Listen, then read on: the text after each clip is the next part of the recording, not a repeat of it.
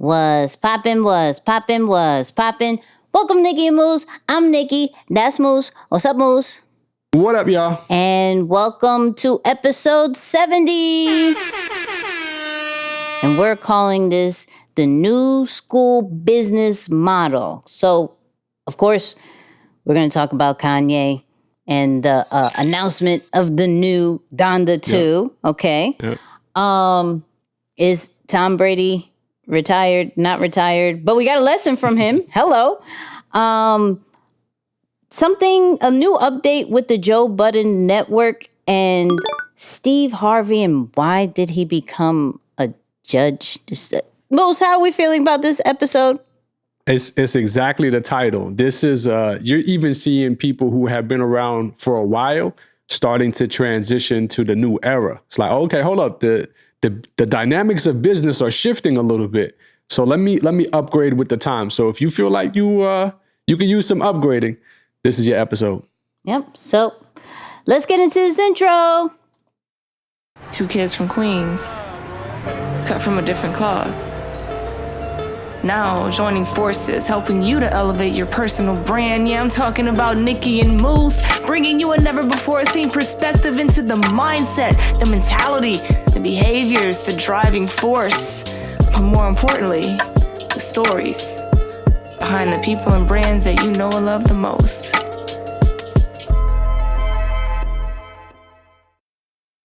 And so normally we do review of the week. However, I got a DM like, hey, I'm on this platform. So this is what we're going to do. Shout out to everybody who's on Apple Podcasts, Spotify, Podchasers, Google Podcasts, any platform. We appreciate the reviews, the ratings, the comments on social media. We appreciate you. I'm showing love today for all platforms. Okay? I felt some people were feeling excluded. So we see the reviews, we see the ratings. They continue to go up. Shout out to those people who have put us on the charts. We were on the charts for what? Gambia? How do you say that? You know what I'm talking about? I saw that. Gambia. I think we were number 1 in Gambia, which is right. Salute to our listeners overseas, from Gambia to Australia to South Africa. Shout out to all y'all. Mm-hmm. That was my shout out segment. Okay, I apologize. And of course, shout out to our audio listeners and our viewers, whether you're watching this on YouTube, Facebook, however you're watching this. Moose, how are we feeling? Man, I'm feeling good, Nicky. Super grateful. I think this was an interesting week. I think you can recognize your growth based on the time it takes you to bounce back when you hit a storm. Right? Like, I just feel like sometimes when you're younger, you notice that your cycles used to be very long. Like, you might be in a downfall for like 2-3 months. You're like, dang, it's just not my season. But now it's like, maybe a day, maybe 2 days. And I'm like, oh, that's growth. Yo, props to you, Moose. Like, you bouncing back pretty quick, man. So I'm super grateful, just happy to be able to keep my head on straight and navigate the storm no matter what's happening. Okay. I ain't mad at that. that. I only got one complaint. Cox Cable. Hello. Y'all suck. Okay? Yeah, big time. Y'all horrible. Every single week, I have a problem with you. If any of our listeners or viewers have this particular service or is thinking about having this service, please don't. They're trash. Almost every night, my downloads and upload speeds are trash. So I've been with them for the whole time. This is one of the main reasons why I want to move. Is because Verizon, hello, work with me here. Come to, I'm not going to say the address, but come to my area. Come to my area and hook me up, because I feel like I can't get anything else. There's only Cox Cable. And so let's be dramatic and move me to Florida, because I need better. You can't continue to do this to me every week. And they're like, oh, we're going to send another technician. This is your third one. Yeah. Yeah. What are we doing? Yeah. And if you got to connect over there, help us out, please. Cause, thank you. This is messing with our flow. Hey, I don't get it. So that was everything else is great, but my internet service is trash and I don't appreciate it. And it's messing with us. So anyways, let's get into this episode. So first and foremost, from the What's Poppin' segment, you already know what time it is, okay? New Kanye West, Ye album is dropping in February. Donda time. All right. 2/22/22, which I feel is an amazing number to come out. But I don't know if that is actually a Friday or Saturday. I think that's his own day. Actually, when is the 20? That's a Tuesday. Hey, okay. No album comes out. I already see this is going to be delayed. With us. No. He's trying to compete with our release dates on Tuesday. Kanye, Hold on. Imagine. That would be funny. Like, oh, Nicky and Moose is coming out. Right. We gotta drop this album, okay? But let's look at patterns. He delays everything. True. I don't know of an album. I could look it up. Shout out to our viewers. They'll probably look it up too. I don't know of an album that comes out on a Tuesday. Now, granted, he drops whenever he wants to drop, clearly. But Tuesday is... Majority of albums come out Friday. Yeah. Midnight Eastern for those who are like super new release people, right? Mm-hmm. That's the majority. Now, granted, Kanye is not majority because when the last album dropped, it was like mad days later than a Friday. But yeah, I still don't know if it is going to come out on a Tuesday. I think that's weird. But he dropped a quick message for everybody.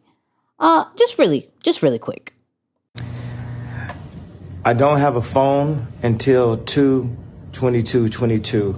My focus is taking my kids to school and finishing the album. Now, why is this relevant, Nicky and Moose? Why did you play that? That was pointless. To some, it would be pointless.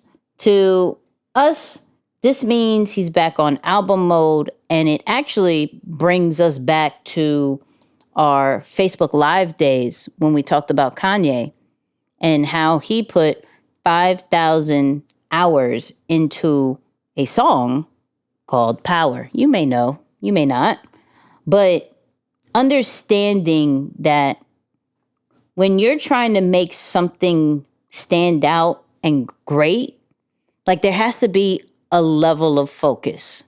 Like there can't, and he has a lot of distractions happening right now that can derail him from creating a really dope album.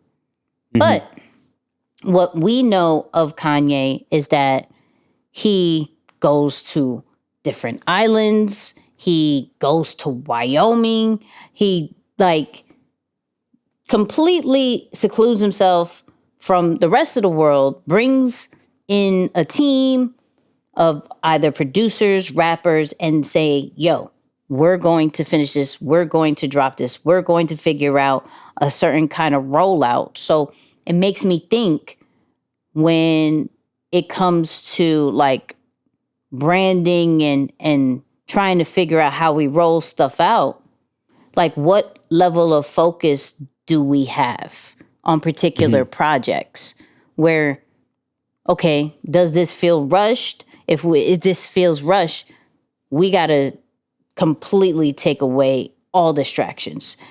Last Donda, he completely, lived in the Mercedes-Benz Stadium in Atlanta. Didn't go anywhere else.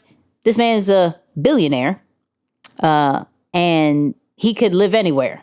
But he chose to live in the Mercedes-Benz Stadium to finish an album and make everybody stay there as well with a certain kind of uniform. Like, there's just complete focus that I haven't really seen publicly. Let's say that, because I'm not saying that no one else does this, but I haven't seen publicly of that level of focus, and has created multiple classics, multiple hits like Kanye West. And I'm not saying that just because I'm a fan, but I'm saying that more because it's a learning lesson of, we have to look at each project, each for On My World, each piece of content, captions, things like that. And what is your level of focus on this particular one? Yeah. What's standing out to me too, Nix, is the simplicity of the rollout in terms of, somebody like Kanye, you got the capacity to do the enormous marketing campaigns that he's done clearly before. Yes. But I think he's in a season where he seems to be really taking a very personable and direct approach with the audience, and wanting to be very in control of his message and his narrative. So we've talked about this in many scenarios before, whether it be Will Smith and Jada and many others, who tend to figure out what's the most direct approach that I can take to make sure I control the story and what people find out about me, as opposed to giving it to somebody else. So I even like this, like, it's a very random video, but to some extent, you're hearing it directly from his mouth. What I'm interested to see, though, is, and similar to what you said, is he sacrificing his phone to eliminate distraction, although it may seem like a tight deadline. Can he overcome like those super high standards and actually meet the deadline? Mm-hmm. That's gonna be interesting to see. But yeah, I'm not gonna hold my breath, but I will listen when it does come out. It's like I learned from the last time. Yeah, I learned from the last time. Listen, we can only hope. We can only hope it comes out on time. I'm excited. The first Donda was good. Incredible. I still listen to it. Yeah, it was really good. I wish they would have put. I love the stem player. For those who remember our past episodes about the stem player, I love the stem player.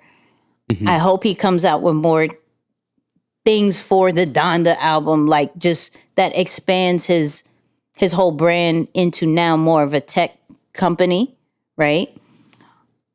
But to feel 100% sure that he is coming out on a Tuesday, I don't know, but that would be very GOAT status to come out on 2/22/22. For those people who are all into the numbers, y'all know that's a whole big situation.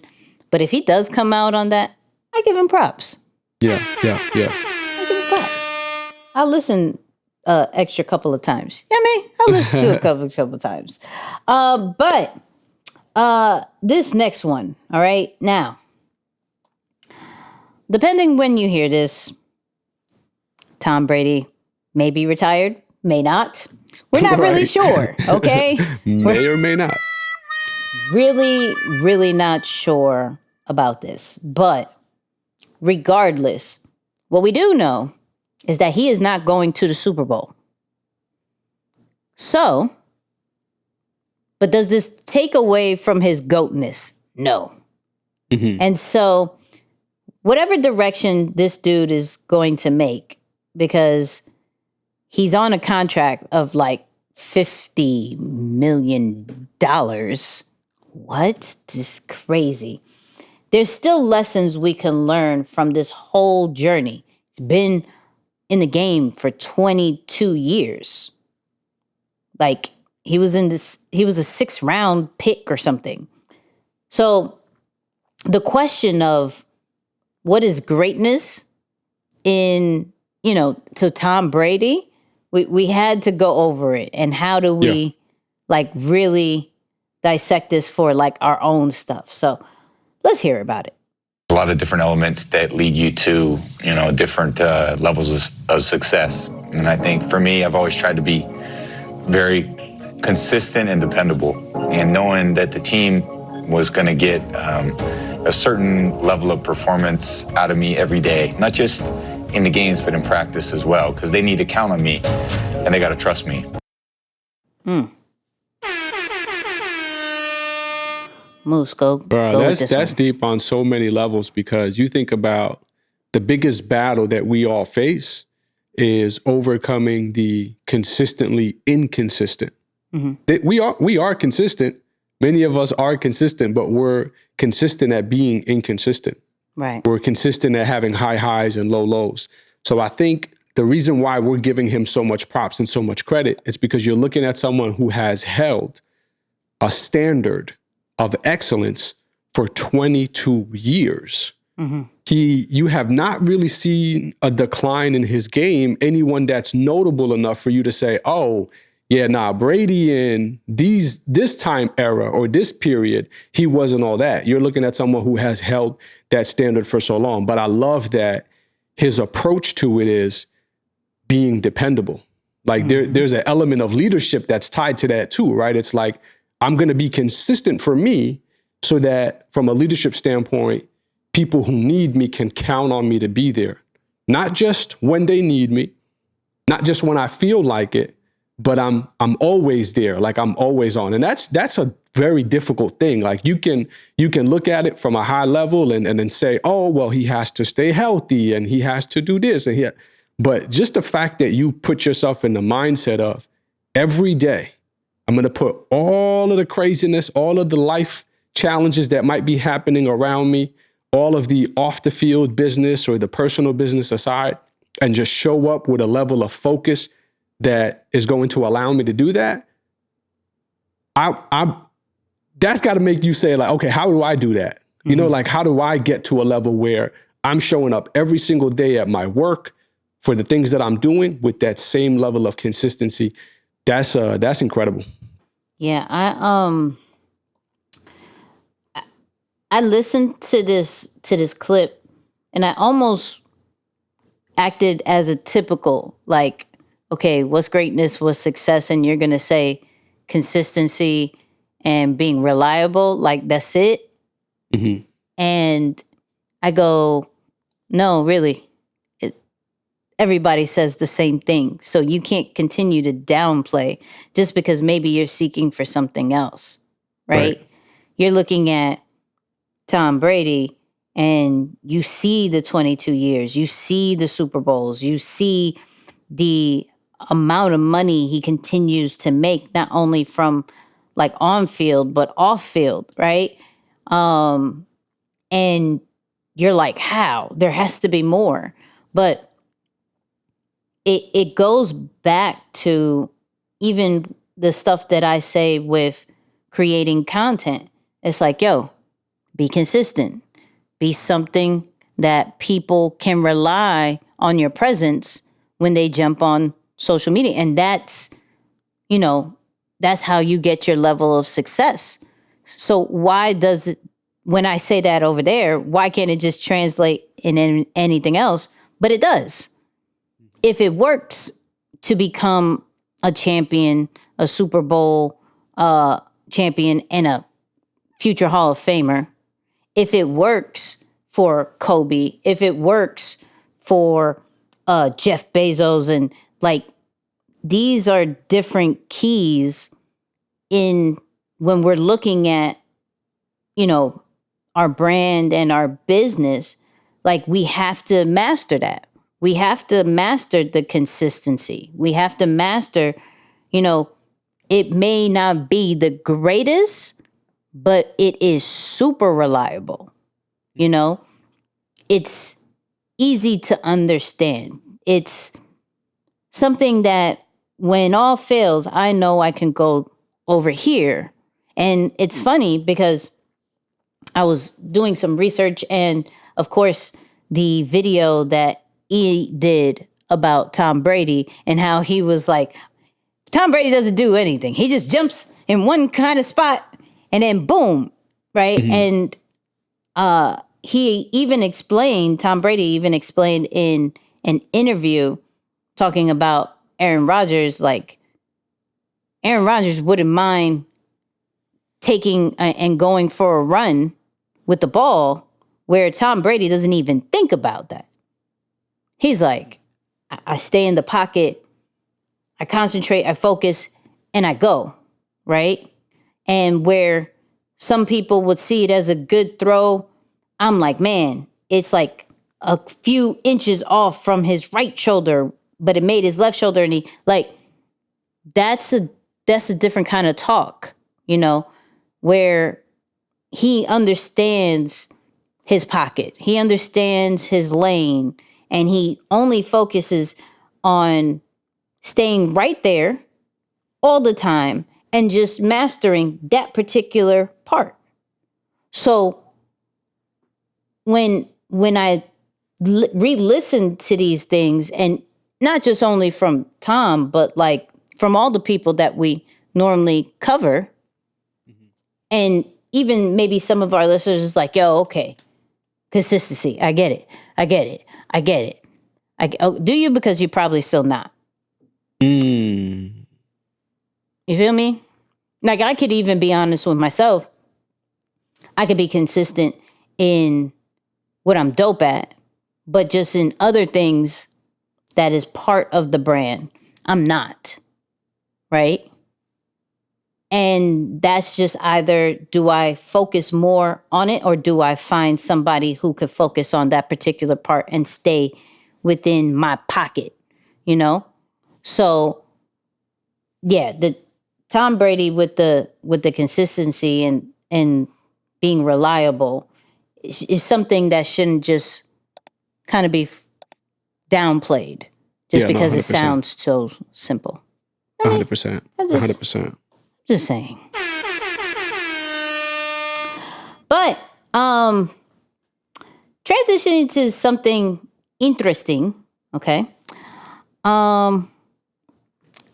We've covered the Joe Budden situation, Joe Budden Network, kind of in detail throughout the year or so. I was going to say years, like we've been in this like super years, but we really haven't. We've been in like a year and a half, something like that. Yeah. Right. But we've seen and covered the growth of it. We've seen the breakup and how he was still making a network. But the funny thing is, I was going on his channel and I realized that he had two female podcasts. He had the Karen Civil one, and he had the Mandii, and I think her name is Bridget, podcast as well. And I knew Karen Civil hasn't been podcasting for a while, but I didn't see the other ladies for a minute, for about 3 months. And I'm like, yo, what happened? Because I was expecting, if anything was to go wrong, right? If anything, it would probably happen after the Rory and Mal situation. Like, okay, right. That's pretty much. And then there was a complaint with one of the female co-hosts on this particular podcast that we're going to be talking about, and that kind of like talked about the Joe Budden Network in a negative way. And then I thought, okay, this got to be done.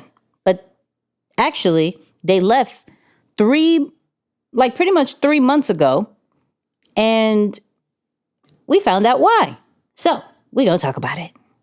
What works for Joe does not work for two women newly into this space, and right. Joe doesn't like advertising dollars. And the way in which we look at CPMs and ad space and all those things, yeah. Joe's model doesn't work for maybe the newcomer. Joe's model doesn't work for someone who maybe doesn't have a built-in audience. Right. Right. And we're not the love and hip hop audience. We're not the R&B songstress. This is not a show that talks about sex. And so in terms of all of us going in as partners, it didn't seem to work overall as a partnership. And to be honest, the fact that we were able to leave with everything that we built.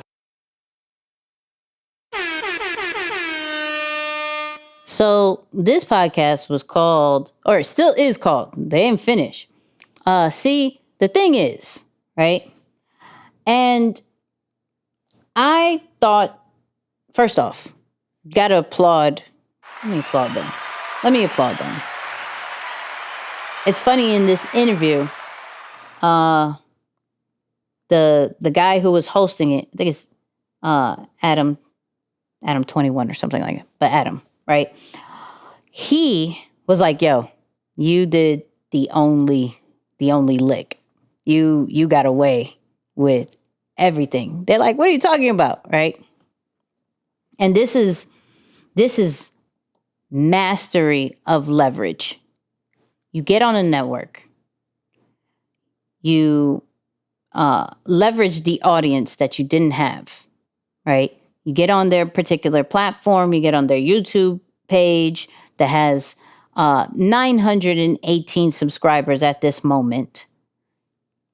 You create a buzz, you create great content in order to leverage the audience.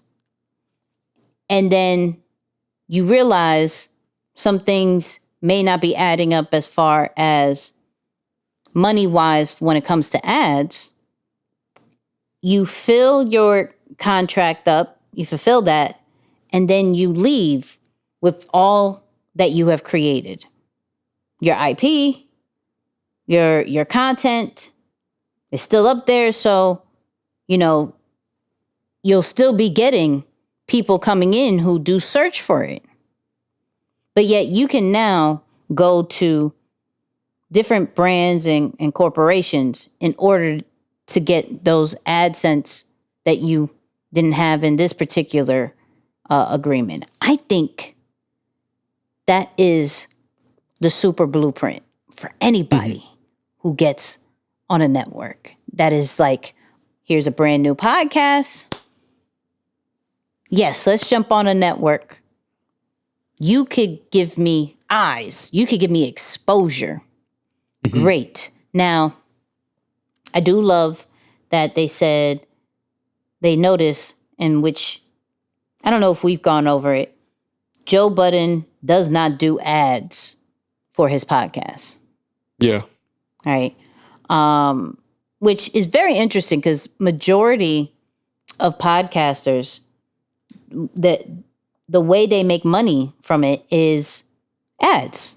That's one way. There's multiple ways. Affiliate marketing. We talked about it when we were breaking down the I Am Athlete, the 7 ways of how you can monetize a podcast, right? But there are ads placement that, depending on your CPM, which can bring you a good amount of money, depending on your downloads. And if Joe Budden didn't believe in ads, that means that would pretty much trickle down to the whole network. Mm-hmm. Which is interesting, because I'm like, then what is, besides the exposure, or maybe it was only the exposure. Look, we're cool. I want to get you out there. Like, come on my network. I've been doing this for years. It makes sense. Right. But I like how they identified this is not long term. We love you. Everybody like met in equal grounds. Like, you know what? This isn't working, but I want you to succeed. I want you to have everything. Now, if it was shiesty, Joe could have kept the IP. Joe could have kept certain things. I think this is really dope, but it's very rare at the same time. I don't know. What's your thoughts? It's interesting, and I definitely want to approach it from a business standpoint. But let me ask you this first. So for those who are listening, and let's say they take that approach of you take your podcast on a network, and then you make a move and you take your IP with you. Mm-hmm. Is there a way to transfer the videos that, let's say, were updated or uploaded to the Nicky and Moose YouTube page for this new podcast that we brought on, can that podcast take their videos off of our YouTube and take them with them somewhere else? Or how does that work? You could take the videos down if they wanted to. Absolutely. Oh, okay. Yeah, Okay, if they wanted to, it makes sense. Because I mean, what I believe, they do get, of course, we all know, they do get YouTube money. So they probably get a percentage based off the views on their YouTube, right? Because you could pretty much see what each video brings in. So maybe they have an arrangement to where, hey, if you leave the network, you have two options. And this is assuming, I'm not saying this is what happened. You could leave it and you'll still get eyes, you'll still get exposure. Or maybe Joe was really dope and said, hey, these particular ones, I'm not adding any more, but these particular ones, you can still get a percentage from. Interesting. Yeah, because the part that stuck out to me, and you spoke to it briefly as well, was them recognizing that Joe's business model doesn't necessarily align with how they see podcasting or how they see the business world. So it's like, we believe in using analytics to drive maybe exposure to our podcast, or we believe that one of the most valid revenue streams is ads. Now, the company, the platform, even the business partners that I'm currently working with may not believe in that, and possibly for good reason. I think the thing that we need to highlight is the discipline and the awareness to say, this is great, but it has a expiration date to it. Oh, this is a great opportunity, but it's not my forever ticket to success or to growth. Yep. So I'm a fan of tradition. I think tradition is a way to show that you're someone who's grounded in principle and value, and you're someone of integrity. So tradition is great. But when tradition is outdated, or the way your tradition sets you up, you become outdated as the economy or the industry around you changes, you look like you're running a broken model to some, right? Again, depending on who you ask. So I think the credit here is to them for noticing that they have another level to go to, or they have something else that they're striving for. So it makes for them to make the adjustment, but definitely something that I would like people to put in their ear. And if you're listening to this and, you're someone who likes to stand on, again, character, integrity, longevity, all of these things, they are great. My question to you is, how are you adding principles or something in there so that your tradition is never outdated? That's something that I think we got to think about for sure. That's good. I think, one thing I do hope people could also take away from this is, how do you continue to have full control of your IP? That, and I'm be honest about ours, we have full control, right? We have absolute full control. And I appreciate that. But looking at how other people do networks, and this is for anybody, whether it's from a podcasting standpoint, whether it's from any type of media where it's like you get on Netflix, you do ABC Network, any type of media content. How much control do you have?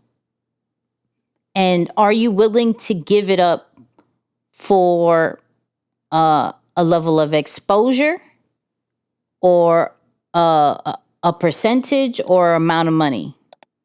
Like, these are things that, as much as we, especially for content creators or anybody who may not believe they're content creators, but they make content. Sorry to tell you, you're a content creator, okay? Sorry. I know. You didn't think you were, but you are, right? I think we get so intrigued and caught up in, oh my God, they're interested in our content. I was doing this anyways, right? And It's a lot of podcasts. I created a podcast anyways. You actually want me on the network and you actually have some high-end podcasts, or you yourself has numbers in itself, and I can get more downloads, I could get more views, I could get more people looking at my videos from a YouTube standpoint and make more money on that way. You know, I'm just overall exposed, whether from an impact way or a monetization way. You get very caught up in that. Very. And you can lose sight of your ownership if you don't play it right. If you get so blinded by the stardom of a network, the stardom of maybe who's in the network, the stardom of the possibilities, the possible opportunities, not even the guaranteed opportunities, the possible opportunities of these things. Like, you have to keep, this is why it's important to understand what is the goal of the overall content. What is the major goal? Because maybe the major goal wasn't to be co-signed by a network or to get a deal here, that like there may be a bigger picture. And this is just part of the path. If it's part of the path, please, whatever you can do, try to retain, like try to keep your ownership as much as you can, or even within the deal, at a certain point, you grab the ownership back. We've seen it, and we talked about it with music deals, where, okay, you have the masters now, but when this deal is over, you give me back my masters. Having the same, because there's so much value and importance in content and in an audience. Okay? I was going over the old Rihanna stuff that we talked about before, and how people will pay, like brands and corporations will pay for your audience, for your loyal fans. No matter if it's 500 or 100,000. People will pay because they know you say something, they're probably going to convert. So the audience is important, but as well as the content is important, because content is king in this day and age. Period. So we have to stay in control of both somehow, some way. Get smart with it. Please make sure there's some, if you are in those certain kind of deals, there's some lawyers that are involved. Even though I hate legal, I fully respect the situations that they protect us from. 100%. But look, shout out to See the Thing Is podcast and what they did and what they're continuing to do, because this is the model for anybody who's thinking about jumping on a network of some sort or is on a network. This is like you're opening your eyes of, okay, what is the good part and what doesn't fit our needs into true growth from a monetization standpoint as well. So shout out to them. Yeah. Now, for the last segment, first off, Steve Harvey just had a recent birthday. I think he's like 65. Crazy, right?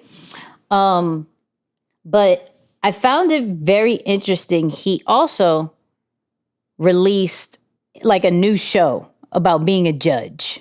Now, Steve Harvey stays booked and busy. One of the hardest working 65-year-olds I know. Yeah. right? Yeah.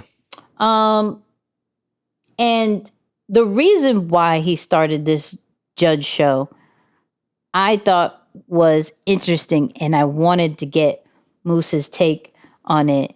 Let's just play the clip.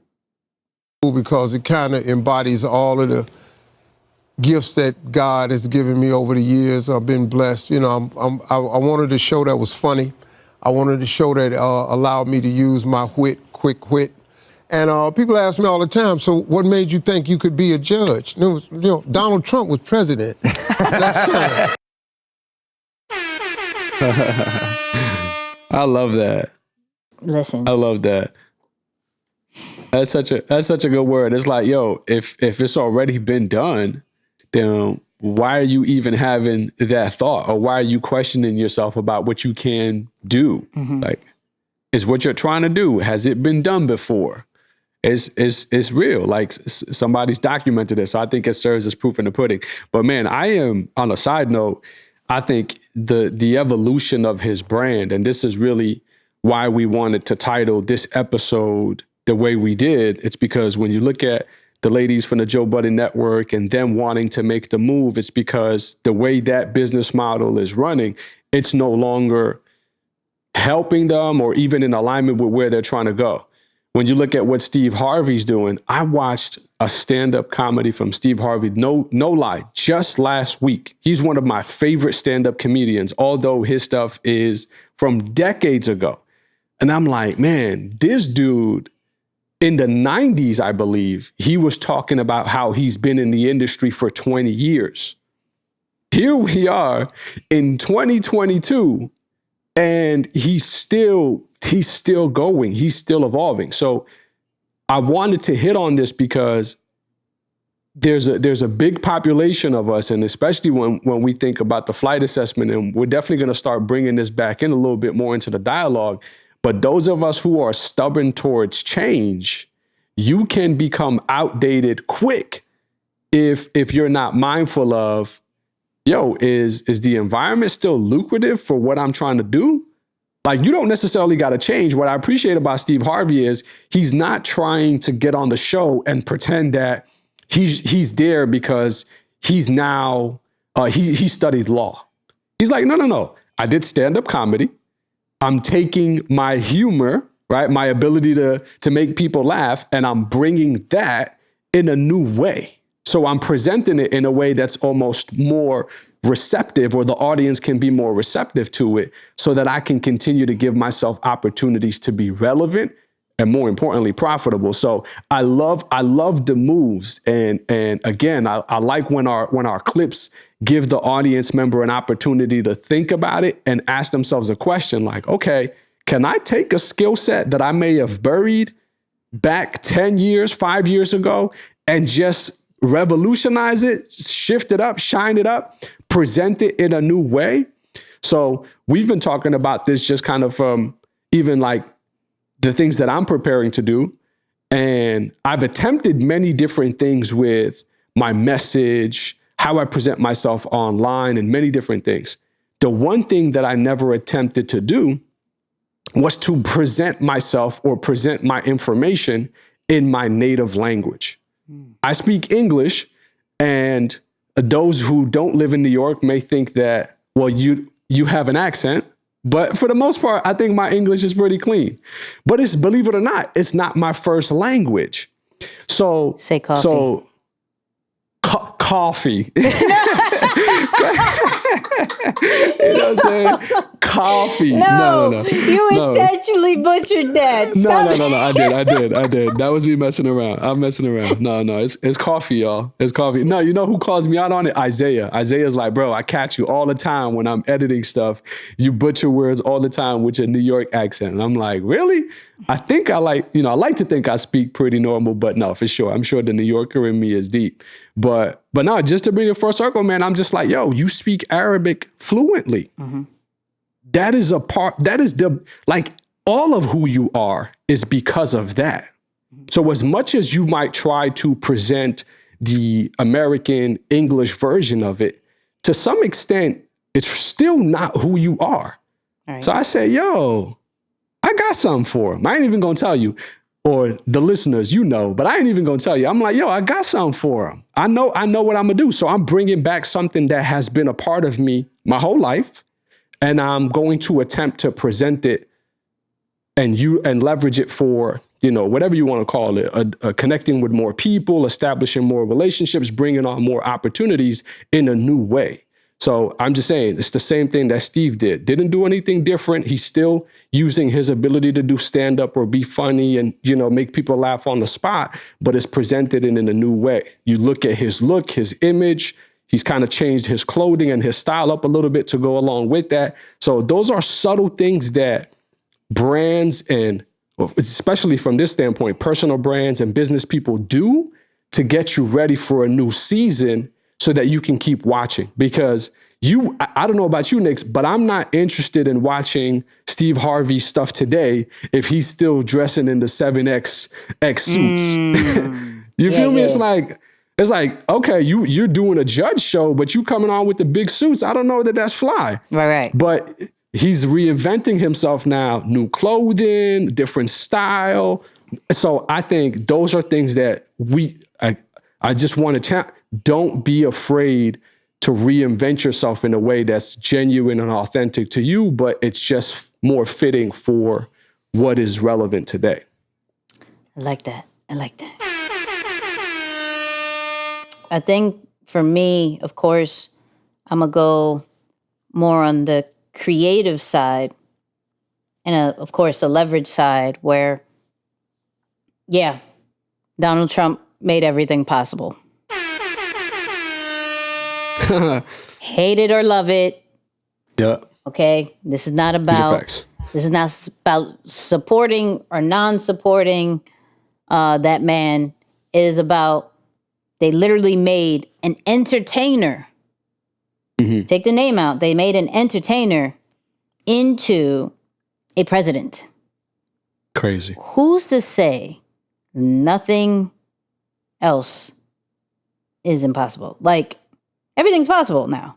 If I wanted to do a show about bird watching and I make a huge bird house on top of a tree and I'm just like, look at that. And look at how they were born. If I wanted to do that for some way and tie it into some type of content creation, I could do that. Why? Yeah. Because this man was president at one time. So, from that standpoint, I like it. Two, I like how he, and you mentioned it earlier, just really identifying the gifts that you have and finally being able to leverage the journey that you created to be able to do whatever you want. Mm-hmm. He said in that clip, these are all stuff that I had, and I can now put it all in one. It's actually a real show. Like, he makes people sign affidavits, and whatever he rules, they actually have to go and do. But he uses what judging shows, court shows lacked was story and entertainment. And so now he's finding, what really brought you here? Like, any other court may not care, but what brought you here? And let's have fun with this particular story. Why? Because he's a comedian. Why? Because he's a storyteller based off all the stuff that he's done. And he takes that and creates his own desire. Why not? Why can't I be a judge? I want to be a judge. And let's take these gifts and do it. And this took, he probably could have done this a long time ago, but this took truly understanding, okay, this is my gift.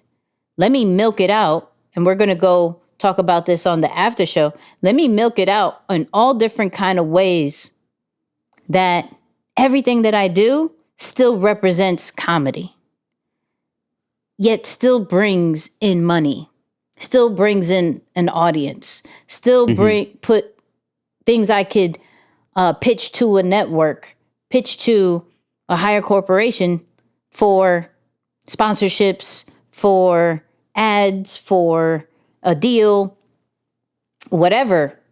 But are you identifying those true gifts and really having a project that you just fully show that in? Not for money or anything. It's because I can. Why not? I've done what I have to do over here. My man has done movies. My man's done stand-ups, shows, hosting. He's done all he needed to do. This is now more because he wants to. That's really the goal. How can I use what I'm really dope at for what I want to do? Yeah. Because he comes from a generation of work. That's how I make my money, all that. But now he's at a point like, I like working. And I don't have to, but I like to. And let me just create random stuff while still highlighting the best of me and what people really come to me for.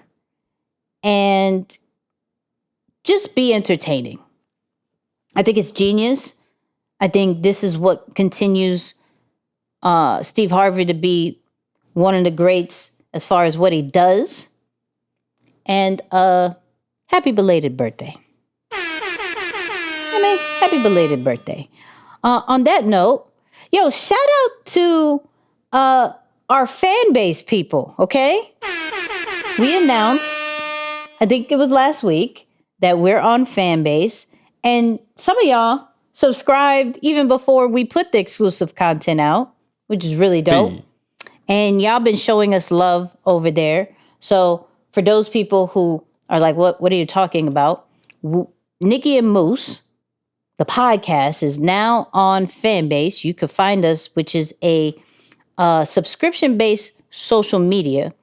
So you're going to get exclusive clips from the after show on Fanbase. You can visually see the after show, plus more clips from the actual podcast that maybe you remember, you don't remember, and you have the option to show us love, which is like tips, or continue to like it, follow the journey.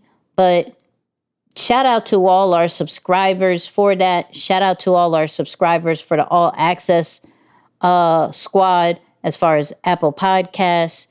It's just, we love y'all. You know what I mean? We love y'all. Big and facts. all our social media followers on all the platforms, especially Instagram and YouTube. Y'all killing it. Y'all killing it. But Moose, final words.